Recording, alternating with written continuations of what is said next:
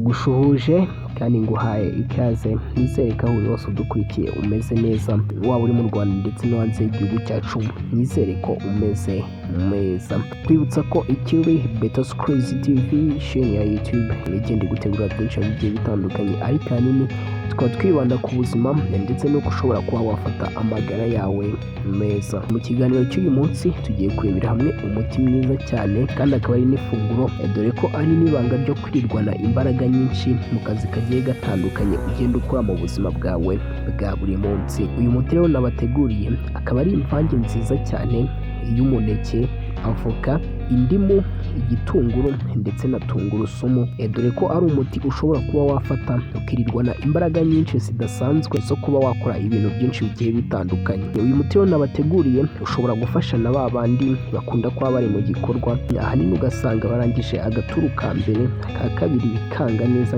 imbaraga zikabura, ugasanga ahise agira umunaniro udasanzwe. Uyu muti akaba ari mwiza cyane, ukaba ushobora kuba wawufata mbere y'iminota 30 mbere yo kwinjira mu gikorwa, ubundi ukabanza ugafatira ifunguro, ubundi ukajya mu gikorwa umeze neza.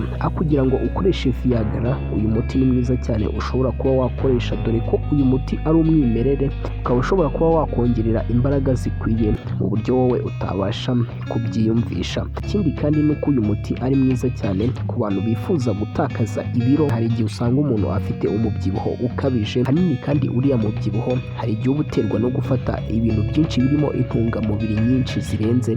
Ntabwo burya kugira ngo umuntu abyibuhe ari uko aba yariye amavuta menshi cyane, ahubwo hari n'igihe biterwa no kuba wafata ibiribwa bigiye bitandukanye birimo intungamubiri zirenze urugero. Ibyo byose bibasha kuba byagutera umubyibuho ukabije mu buryo utaruzi. Uyu muti rero ushobora kuba wawufata ukirirwa umunsi wose wumva ufite imbaraga ndetse nta n'ibintu wumva ushaka kurya. Akaba ari ryo banga benshi bagenda bakoresha ryo kunanuka, ahanini bakaba barya ibintu bituma badashonza vuba kugira ngo babashe kuba bataryagagura buri kanya. Uyu muti rero akaba ari mwiza cyane, akaba mu gihe wabashije gufatira ifunguro rya mu gitondo ushobora kwirirwa umunsi wose rwose wumva ufite imbaraga ndetse wumva nta n'ibiryo ushaka kuba wafata.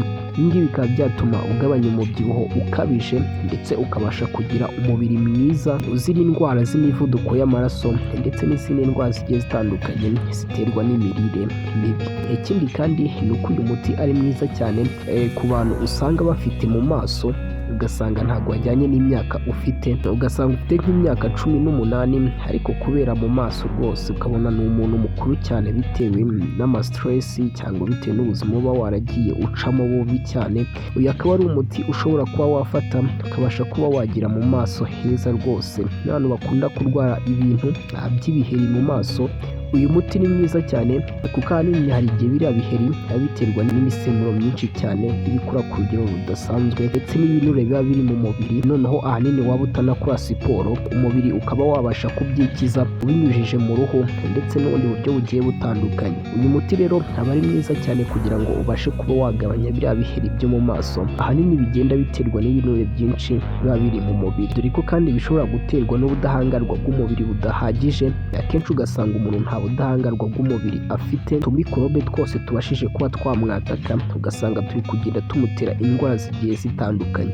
Uyu muti rero ubasha kuba wakongerera abasirikare, ubasha kuba wahangana na zimwe muri mikorobe zigiye zitandukanye ahanini zigenda zitera indwara bitewe n'ubudahangarwa bw'umubiri buke umuntu aba yifitiye. Ni byinshi rero nakubwira kuri uyu muti, nkubwira ko uyu ari umuti mwiza cyane buri muntu ahubwo yagakwiye gufata nk'ifunguro rye rya buri munsi, kuko ni umuti ushobora kugutera ubuzima bwiza, ukabasha kubaho uri umuntu ufite imbaraga kandi ufite umubiri umeze neza uzira indwara zigiye zitandukanye za hato na hato. Tuzakomeza ubutaha rero tugenda tureba n'ibindi bigiye bitandukanye, nkwibutsa ko ikiri Better Screens TV, nkwibutsa gukora subscribe